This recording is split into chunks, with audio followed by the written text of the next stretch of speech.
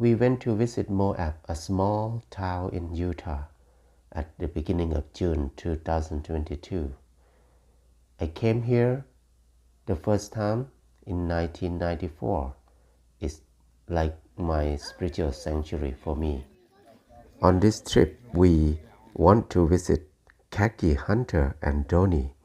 This couple, they are one of the pioneer of earthen building movement in the U.S. for more than 20 years. They built a lot with clay with different technique.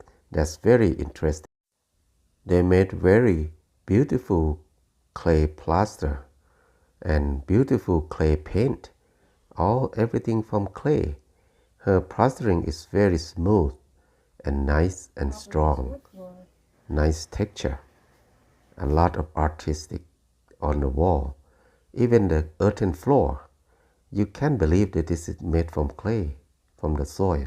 So beautiful. Why are you interested about natural building in the first time? Well, there was an article in the paper, this was like 25 years ago, that said the biggest crisis that we're going to face in the next decades was going to be affordable housing. Mm-hmm. And at the time, that seemed really odd to us because 1,000 years ago, this area was more populated per square mile than it is today. And yet they had no problem creating housing for themselves that's lasted as long. You can still find these buildings. Maybe 100 years. 1,000 years. Yeah, 1,000 years. Mm-hmm. And so... And they were built by the Anasazi, and the Fremont or what Indians. is often called the Ancient Ones, the predecessors to the Hopi and the, I don't know if the Navajo too. I don't think so. But the Pueblo, Hopi and the Pueblo. All the Pueblo Indians. And they built beautiful structures with stone and adobe and mud and sticks. That are still standing after 1,000 or 1,200 years. How hard for normal people to afford a house nowadays? Yeah. Nearly impossible. I mean, it's like you have to make a certain amount of money before you're even considered low income. So some people that make extremely low income cannot qualify for a low income house because they don't make enough money. And so instead of basing our needs on our actual housing needs and things like that, we base it all on money. You know, and that's kind of what... Well, and now since the pandemic, the cost of materials has gone up so much, and there's a deficit of housing in general. And so even to build a conventional home is $300,000. $250 a square foot minimum, and you have a crappy house. I saw many big buildings on the road that they start to build very fancy house, but most of them just plywood. Yes. And then they've got to do dry wet wall or something like that. Yeah. And they cost a lot of money to heat and to cool because the walls are pretty minimal. And the insulation is pretty minimal. And code requires you to use materials that are manufactured, highly processed, materials that come from far away. And often with toxic substances in them. So that's where the toxic building syndrome was created. So that's not help human, that's help economics mainly. Exactly, exactly. It makes big business happy, but it doesn't provide real housing for people. It meets code. When the materials to build are right under our feet and all around us. And we could be utilizing the same materials that were used 1,000 years ago. Except for glass. Except for glass and steel, concrete. To me, glass has been probably the most effective or beneficial material that man has made to incorporate into a home. Because you can lets in natural light. It provides passive solar if you're in a location where that's effective. So the idea of housing is to kind of protect us from the harsh environment, but yet when we add glass into it, it also invites the environment visually into your living space as well. So rather than separating us from our environment, it actually includes us with that environment. So I think glass is the one thing that previous indigenous people did not have available to them. Yeah. So We have a good luck. yeah. So, what year when you started the first building here? Ooh, I think it was 94 when we started the earth bag walls in the front. or 92, somewhere right in there. Early How- 90s. How hard is it to fight with the code, with the government official? Well, we started building just walls, privacy walls or garden walls, which you don't need a permit for, just to get practice and discover the technique, what works and what doesn't. And our big thing, you know, we had taken a weekend workshop with Nader Khalili at Cal Earth over in Hesperia, California, who started the whole idea of, what did he call it? Super Adobe. Super Adobe. Super Adobe. And I can't remember who coined the phrase earth bag. I think it was Joe Kennedy. But we started, we saw what Nader did, and we liked what he was doing. But we also saw that it was kind of Crude. it was kind of crude, you know. And we could see that a lot of mainstream America wasn't going to accept it because of the kind of Not neat enough. exactly. Yeah, it's kind of exactly. funky. So that's part of what we got involved in, was kind of the R&D part of it. We were trying to develop something that you could almost uniformly determine how much material you would need per bag and how much per wall. We incorporated diddling. Wow. So what that actually did too is, like, because usually the bags that we use are like grain bags, and they have a sharp edge that sticks out, you know, which we called, I can't remember. Anyway, it made it really hard to plaster because they would soften up and the plaster wouldn't adhere as well. The Navajo called them rabbit ears. Yeah, they called it And we tucking would in tuck in the rabbit tuck it in ears. the rabbit ears. You know, and pin those in, and that way that made it a much smoother surface to. Made it more like a block instead of something puffy with soft spots. So the first you start with Adobe or the earth bag first? We played around with Adobe prior to actually doing earth bags. I think if we knew how to make Adobes like you, Yeah, we would have stuck with it longer. right. And part of the deal is we wanted to build an Adobe structure, and they wouldn't let us do it in this because the building inspector said he was afraid of Adobe. You know, I'm afraid of Adobe. which mystified us. So we said, okay. There's a lot more other things to be afraid of than a block of dirt. So it's like, okay, you won't let Adobe. How about a bag full of dirt like an Adobe? So we had to get around the building codes by pretending to make a movie and build a movie set out of the earth bag dome material, because you don't need a permit for that. For a movie set, you don't need a building permit. So that's the way that you can start it. So we started by building a prototype in our backyard for the movie, and so we didn't need a permit. So after earth bag, you start with straw bale or? After? Well, then we started to meet more people who were interested in the whole spectrum of natural building. We were focused on earth bags because we were writing a story that incorporated that was part of the story for the heroine in our story.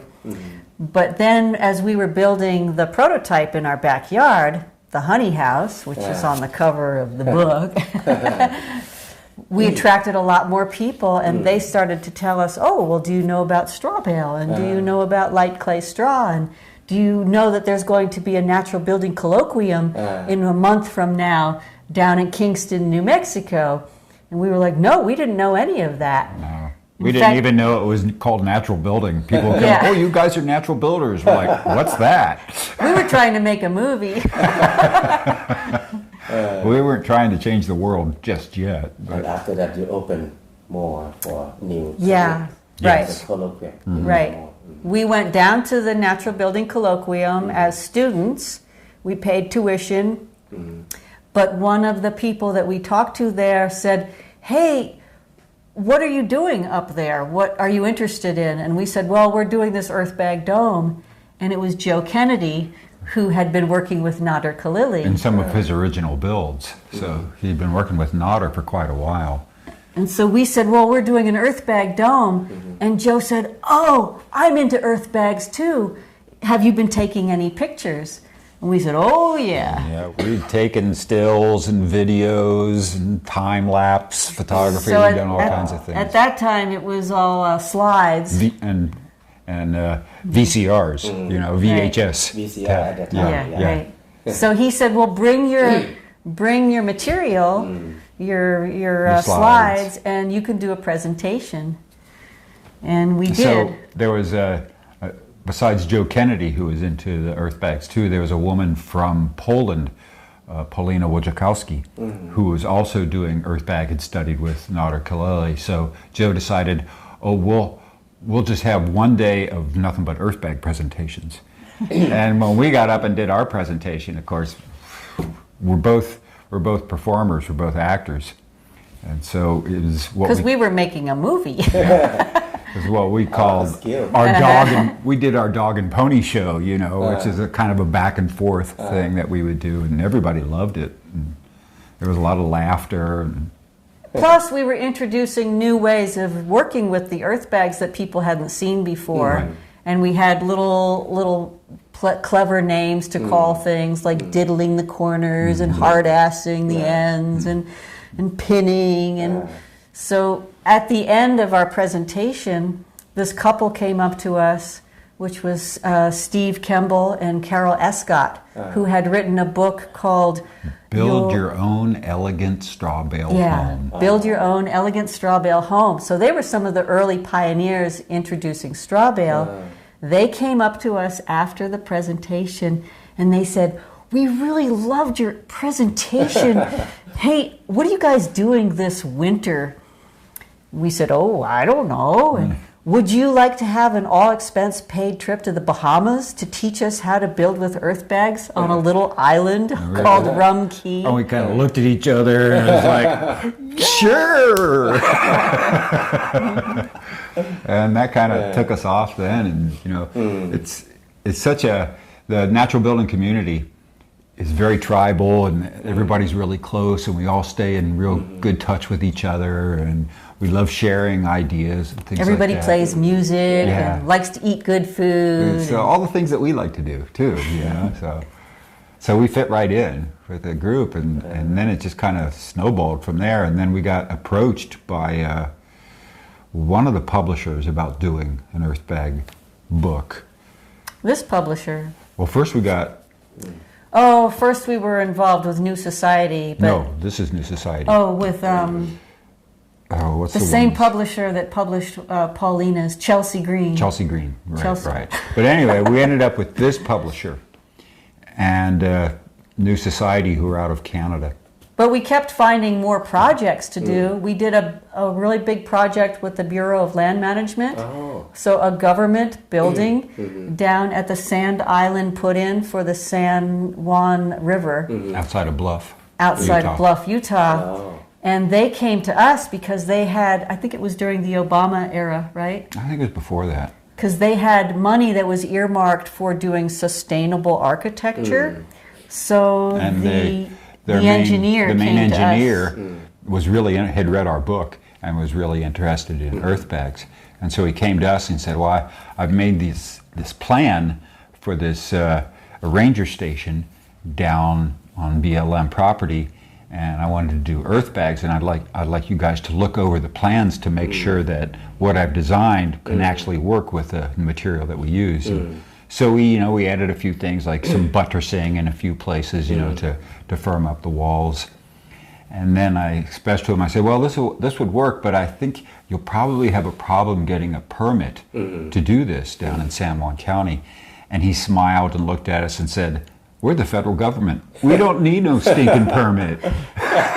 We don't need no stinking permit. But we had, when we had done the book, like I was saying, that we had tried to make it more uniform. This was the interior of that building for the Bureau of Land Management. Can you see it? Yeah. So part of what we had figured out when we were creating, earth bags is like how many bags per person per hour could be done, something like that. And we had kind of estimated that from our own work. And of course we put that in the book, and the engineer for the BLM took that to heart, and he looked at that and said, well, according to your calculations, we should be able to build this 750 square foot structure in 10 days. in 2 weeks. He said 2 weeks. And we were like, oh, okay. Give it a try. And we did. We managed to do it. We were working 4 10-hour days a week. And actually, we did do it in 10 days, didn't we? We did it in 10 days. The thing was that we did it in 8 days. We told them, well, we're going to need help. We're going to need, if you can bring some people from the BLM to help with this, we can teach them how to do it, and it'll make the project go a lot smoother and quicker. So who we brought down to work with us were their heavy equipment operators that weren't working at the time. But so they all showed up like in their big giant dump trucks and their front end loaders driving in, these big burly guys, and I said, Kaki, you do the demo for them, you do the demo.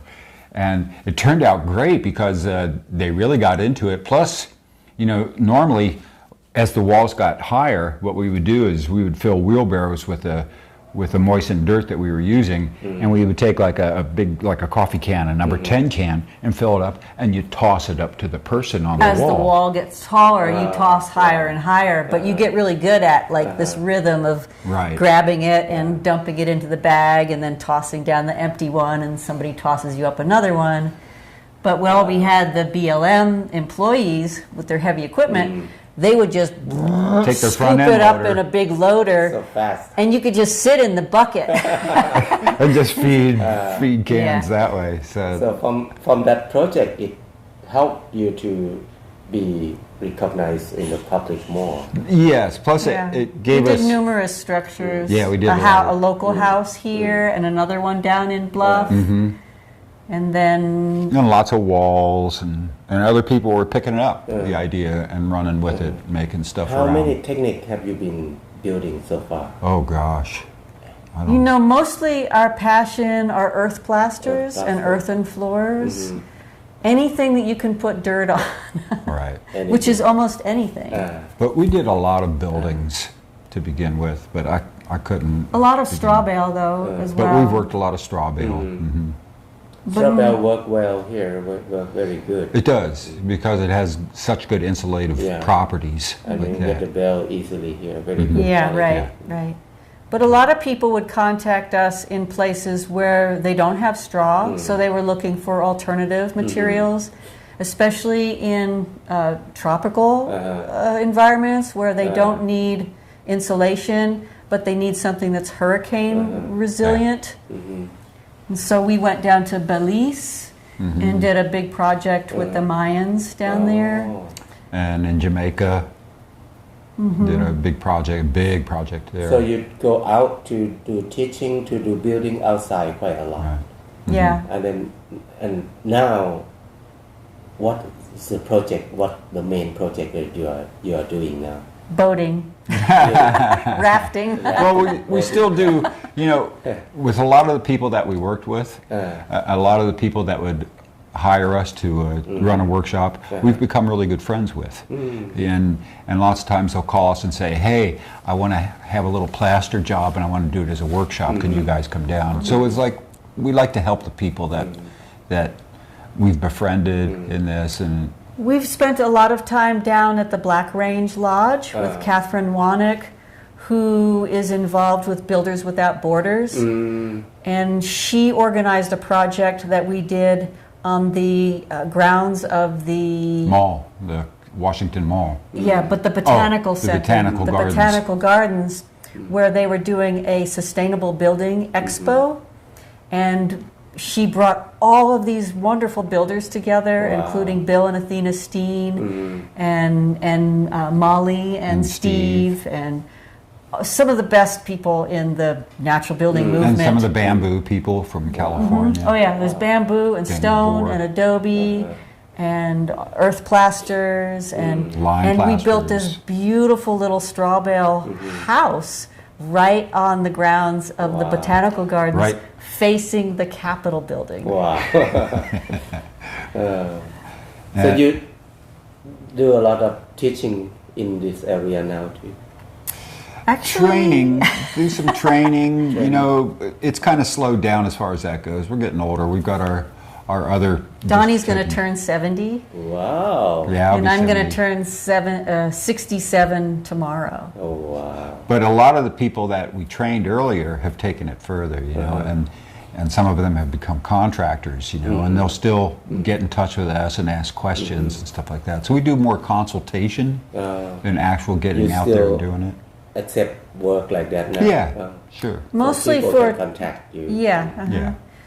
I think now we're looking more for a place to expand and have something similar to what you've created in Thailand that is more communal, where we have the freedom to build the way we would like to build and to be able to grow food. Host workshops.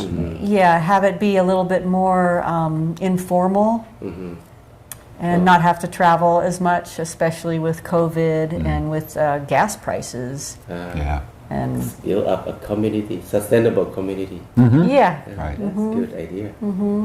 I think many people will want to join that. I think so too. I mean, we've had a lot of people, just because we were looking, we've had a lot of people express interest in what are you going to do if you get that place? Are you going to do some workshops? Are you going to do this? You're going to do that? And I'd like to help. You know, so it's like they're out there. There's that almost like a craving to learn alternative methods of ways of living, not just building, but ways of living too with one another. That we've kind of separated ourselves from nature so much. Now's a good time for us to come back together with nature and work with nature that way. And be together as a community. Yeah. Because people are so lonely now. yeah. That's very good project. I feel very happy. I like to come and visit your project. Okay. Whatever We'd like I to can- come We want to visit come visit yours. yours. we are Yeah. very welcome if you want to. If you go to Thailand, very welcome. All right. Yeah. We're part of the early, I think, Yes, quite pioneers. Because Natural building. it's like not. It's not so fringe anymore. Yeah, it's quite different. It's becoming a little bit more mainstream. More Yeah, people know yeah. about alternative It's- building and and there are natural more building. people interested about natural building here now. Oh yeah. In fact, I think Moab is probably one of the highest density Straw sources of natural building in the U.S., particularly from the community rebuilds projects that have been happening here. There's over 50 straw bale houses that they've built. In Moab? Wow. Yeah, and that we did a presentation at a natural building conference that was here in last October, and we did a presentation on 100 years of natural building in Moab, Just in this Moab. area, and it started with the early settlers building with adobe and stone and just logs, and moving into straw bale and more compressed earth block, rammed earth. And Earth bag. earth bags and the light clay straw and And the till- earthen till plasters. now, a lot yeah. of the plasters. and the adobe floors and the wild harvested earth. That's very exciting. I hope you can get the land soon. Thank and you. we Thanks. can start the exhibition of natural building Yeah. that is kind of living museum. People can come and learn and stay there and learn and Yeah. use it. Right. I think it'd be very fun. Oh if you yeah. have a big piece Well, of isn't land. that what natural building is about? Yeah. It's community. It's fun. It's It's fun. fun, yeah. And it's community building. And Because normal building is not fun because a lot of money. A lot Yeah. of money. Stress. There's a lot of And it's noise. stressful. It's stressful. To have to make everything and measure everything, and you're not using toxic materials that natural building is nice. I was very sensitive to like OSB and to a lot of plywoods and the off-gassing from the chemicals. Like I couldn't even go into a house that has wall-to-wall carpeting in it because of all the plastics off-gassing. It makes my eyes water, gives me a headache. So for me, natural building was a choice for my health, and it was pleasurable. It was fun. Yeah. We call it the Fun. spirit. Natural building has a spirit. Have some spirit in Yes. there. Yes, and You can feel it. You can enjoy it. Oh yeah. and when we first started, when we got involved going to the first natural building colloquium, almost all the instructors were couples. Yeah. They were partnership in men and women, so it was balanced. Yeah. Where it's In most conventional. conventional It's is- mostly male dominated. Yeah. And it's loud and it's aggressive and it's expensive. But I ran the first community rebuilds build that was held in Moab, and out of my 8 students, 7 of them were women.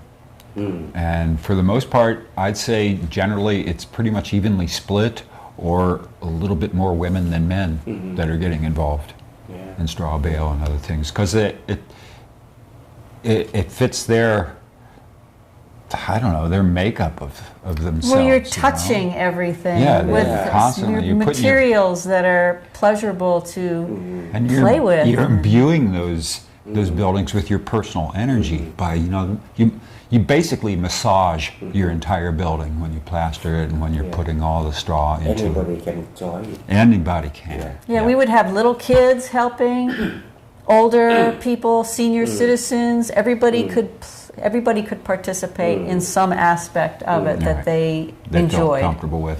Wow. That's nice.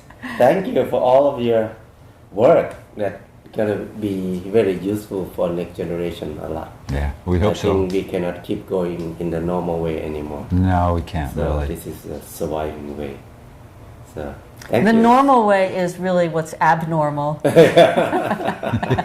natural way is Natural way really is- what's normal. It's normal way. Right, right. That's true. And people feel that. People feel that too, People that have been builders before and then work with us on things like this go, gosh, this feels so much better. This feels so good to do this versus building a conventional home.